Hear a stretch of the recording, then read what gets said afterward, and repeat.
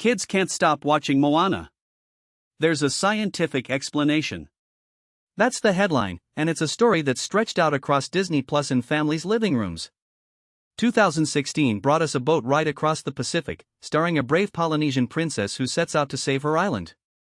Since then, that film has become the most watched movie on Disney Plus, clocking in more than 1.5 billion hours of viewership.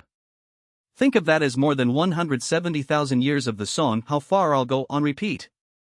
It's a number so massive, it makes parents ask, what's the secret? Take Rory Henry, a 2-year-old from Fort Worth. In the last 18 months, she's watched Moana about 40 times.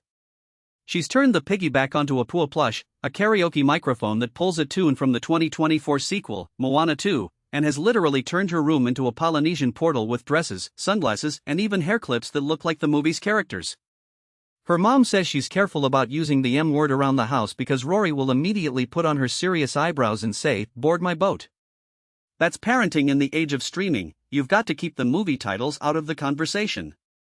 But Rory isn't an isolated case. The film's popularity echoes a pattern that Disney has built for decades.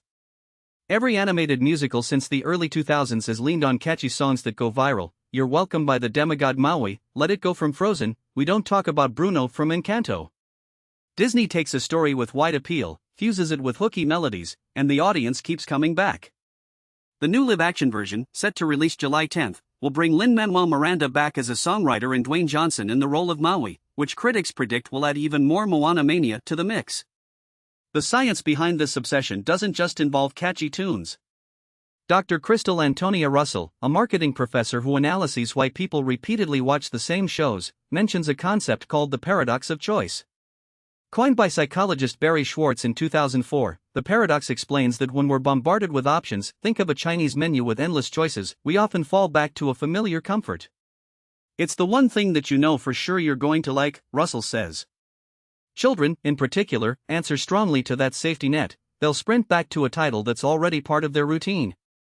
Psychologist Sam Wass, who works with early years kids at the University of East, points out that this isn't just entertainment. It's a feeling of security that comes from.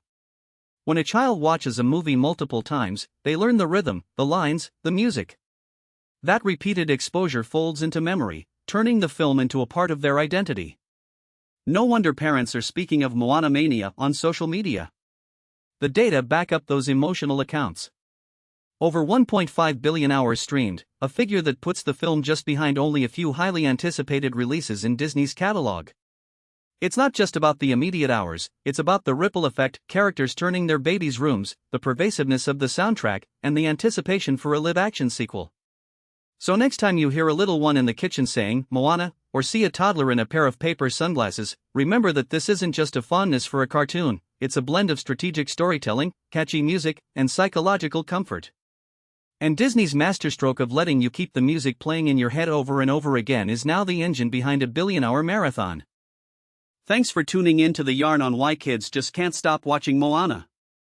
If you want to delve deeper into the science of storytelling, hit the subscribe button and let us know what's your favorite Disney tune.